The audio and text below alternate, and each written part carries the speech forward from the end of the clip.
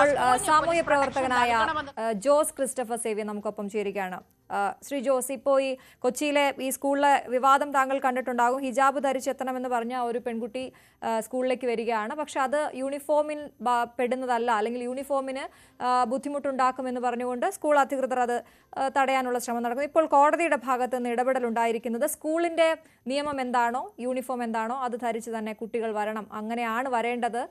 ഒപ്പം ഈ 2 ദിവസം അവധിയും കൊടുത്തിരുന്നു സ്കൂളുകാർ. കാരണം അവിടെ ഭീഷണിയുമായി കുറച്ച് ആളുകൾ എത്തിയിരുന്നു എന്നുള്ളതാണ്. ഹിജാബ് ധരിച്ചാൽ എന്താണ്, കുട്ടിക്ക് സ്കൂളിൽ വരുമ്പോൾ ഹിജാബ് ഇട്ടാൽ എന്താണ്, അത് മൗലിക അവകാശമല്ലേ എന്ന രീതിയിലാണ് അവർ അവിടെ എത്തിയതും ഭീഷണിപ്പെടുത്തിയത്. സ്കൂൾ സമയത്തായിരുന്നു.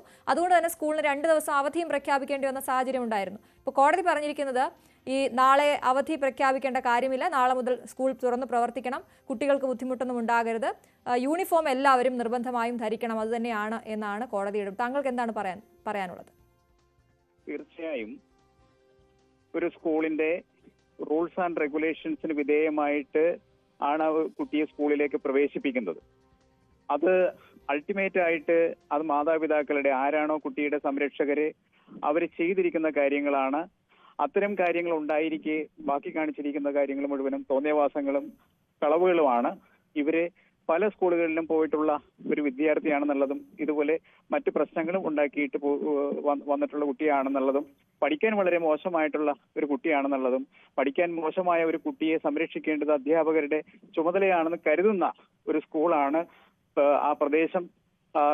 പിന്നോക്കപരമായ വിദ്യാഭ്യാസ രീതിയിൽ കഴിഞ്ഞിരുന്ന ഒരു പ്രദേശത്തിനെ പിടിച്ചുയർത്തിക്കൊണ്ടുവരുന്നതിൽ സെയിന്റ് പീറ്റേഴ്സ് സ്കൂൾ കഴിഞ്ഞ 3 ദശാബ്ദമായിട്ട് പ്രവർത്തിക്കുകയാണെന്നുള്ള കാര്യങ്ങളും വസ്തുനിഷ്ഠമായിട്ട് ആ പ്രദേശവാസി എന്നുള്ള. ശ്രീ ജോസ് ക്രിസ്റ്റഫർ, ഞാനൊന്ന് ഇടപെട്ട് താങ്കളോട് സംസാരിച്ചോട്ടെ. ആ കുട്ടിയുടെ കാര്യം നമ്മൾ അങ്ങനെ പറയുന്നത് ശരിയല്ല. കാരണം രാവിലെ PTA പ്രസിഡന്റ് അടക്കം അവിടുത്തെ പ്രിൻസിപ്പൽ അടക്കം നമ്മളോട് സംസാരിച്ചപ്പോൾ പറഞ്ഞത് അങ്ങനെയുള്ള കുട്ടികളെയല്ലേ നമ്മൾ കൈപിടിച്ച് ഉയർത്തിക്കൊണ്ടുവരേണ്ടത്. അപ്പൊ കുട്ടി ഒരു മോശം സാഹചര്യത്തിൽ നിന്ന് വരുന്നതാണെന്നോ അല്ലെങ്കിൽ മുൻപ് ഇതുപോലെയുള്ള കാര്യങ്ങളിൽ ഏർപ്പെട്ടിരുന്നു എന്നൊക്കെ പറയുമ്പോൾ അത് വളരെ മോശമല്ലേ. നമുക്ക് അതൊന്നും അങ്ങനെയല്ല ഞാൻ പറഞ്ഞത്. അങ്ങനെയല്ല, കുട്ടി പഠിക്കാനായിട്ട് ഈ കുട്ടിക്ക് പ്രശ്നങ്ങൾ ഉണ്ടായിട്ട് അവർ കൈപിടിച്ച് ഉയർത്തുന്ന ഒരു രീതിയാണ് സ്കൂളുകാർ അവലംബിച്ചു വന്നിട്ടുള്ളത്. അപ്പോ ഇത് സ്കൂളിന് വെളിയിലുള്ള മറ്റുള്ള പലരുമാണ് ഈ വിഷയങ്ങൾ വഷളാക്കാൻ വേണ്ടി മുന്നോട്ട് വന്നിട്ടുള്ളതും എന്നുള്ളതും വാസ്തവമാണ്. അതെ, പറഞ്ഞോളൂ. അപ്പോ സ്കൂളിന്റെ റൂൾസ് ആൻഡ് റെഗുലേഷൻസ് അനുസരിച്ചുകൊണ്ട് മാനേജ്മെന്റിന് സ്കൂൾ നടത്താനും അവിടുത്തെ അധ്യാപകർക്ക് അതേപോലെ അനധ്യാപകർക്ക് എല്ലാവർക്കും മനസ്സമാധാനമായി ഈ സ്കൂൾ വിദ്യാഭ്യാസ നിലവാരം മുന്നോട്ട് കൊണ്ടുപോകാനും പഠിപ്പിക്കാനുമുള്ള സാഹചര്യങ്ങൾ അവിടെ ഒരുക്കണം എന്നുള്ളത് തന്നെയാണ് എനിക്ക് പറയാനായിട്ടുള്ളത്. ഈ ഇത്തരത്തിൽ ഈ വിഷയം ഇപ്പം കുറച്ച് ആളുകൾ വന്നു, ബഹളം വെച്ചു, അല്ലെങ്കിൽ സ്കൂളിന്റെ ഭാഗത്ത് നിന്ന് വിഷയം വഷളാക്കാനുള്ള ശ്രമം ഉണ്ടായി എന്ന രീതിയിലൊക്കെ ആയിരുന്നു മറുവാദം.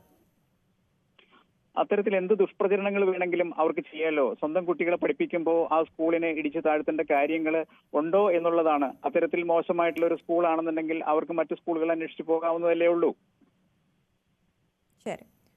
ശരി, വളരെയധികം നന്ദി ശ്രീ ജോസ് ക്രിസ്റ്റഫർ ഞങ്ങളോട് സംസാരിച്ചതിന്.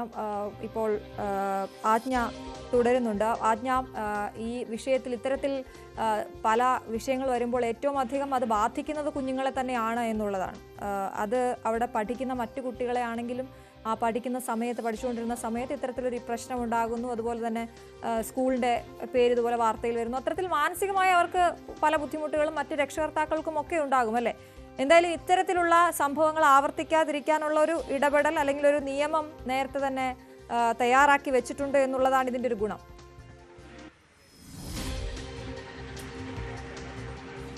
തീർച്ചയായിട്ടും അശ്വതി, കാരണം അത് വയലേറ്റ് ചെയ്തു എന്നുള്ളത് തന്നെയാണ്. ഇവിടെ ഈ പാരൻസ് അതല്ലെങ്കിൽ കുട്ടിയുടെ ഈ ആവശ്യം ഉന്നയിച്ച് സ്കൂളിലേക്ക് വന്നവർ തന്നെയാണ് കോടതിയെ ലക്ഷ്യം കാണിച്ചത് എന്ന് വേണം പറയാൻ. കാരണം കൃത്യമായ ഒരു നിയമമുണ്ട്. അശ്വതി സൂചിപ്പിച്ചതുപോലെ ഏത് തരത്തിൽ സ്കൂൾ പ്രവർത്തിക്കണം, ഏത് തരത്തിൽ വിദ്യാഭ്യാസ മേഖല പ്രവർത്തിക്കണം. പ്രത്യേകിച്ചും ഒരു കുട്ടിയെ സംബന്ധിച്ചിട്ട് അവർ മോൾഡ് ചെയ്യപ്പെടുന്ന ഒരു കാലഘട്ടമാണ്. അതിലേക്ക് ഇങ്ങനെ മതമോ വർഗീയതയോ അത്തരത്തിലുള്ള ബോർഡർ ലൈനുകളൊക്കെ ഇമ്പോസ് ചെയ്ത് വിടുക എന്ന് പറയുന്നത് തന്നെ അങ്ങേയറ്റം ദുഷ്കരമായ ഒരു അവസ്ഥയിലൂടെ ആയിരിക്കും കുട്ടികൾ കടന്നു കടന്നു പോകുക. പക്ഷേ ഈ കുട്ടി പഠിക്കാൻ മോശമാണ്, ആ കുട്ടിയോട് സംസാരിച്ചപ്പോൾ അത്തരത്തിലുള്ള പ്രശ്നങ്ങളൊന്നുമുള്ള കുട്ടികൾ അത്യാവശ്യം സമൂഹ കാര്യങ്ങളെ പറ്റിയൊക്കെ ബോധമുള്ള കുട്ടിയൊക്കെ തന്നെയാണ്. പക്ഷേ ആ ഒരു കുഞ്ഞു മനസ്സിലേക്ക് 8ാം ക്ലാസ്സിലാണ് പഠിക്കുന്നത്. ആ ഒരു കുഞ്ഞു മനസ്സിലേക്ക് തനിക്ക് ഇത്തരത്തിലുള്ള ബോർഡറുകളുണ്ട്, തനിക്ക് ഇത്തരത്തിലുള്ള പ്രത്യേകതകളുണ്ട്, താൻ ഇന്ന മതത്തിൽപ്പെട്ട ആളാണ്, ഇന്ന ജാതിയിൽപ്പെട്ട ആളാണ്, അത്തരത്തിലുള്ള ബോധം ഒരു വിഷം കുത്തിവെക്കുന്നത്. തീർച്ചയായിട്ടും ആജ്ഞ അത് തന്നെയാണ്. രക്ഷിതാക്കളും അധ്യാപകരും തന്നെയാണ് അക്കാര്യത്തിൽ കൂടുതൽ ശ്രദ്ധ പുലർത്തേണ്ടത്. എന്തായാലും കോടതി ഇടപെടൽ ഉണ്ടായിരിക്കുകയാണ്. അത് വളരെ പോസിറ്റീവായ കാര്യങ്ങൾ മുന്നോട്ട് പോകുമെന്ന് നമുക്ക് പ്രതീക്ഷിക്കാം. ആജ്ഞ രവീന്ദ്രനാണ് വിശദവിവരങ്ങൾ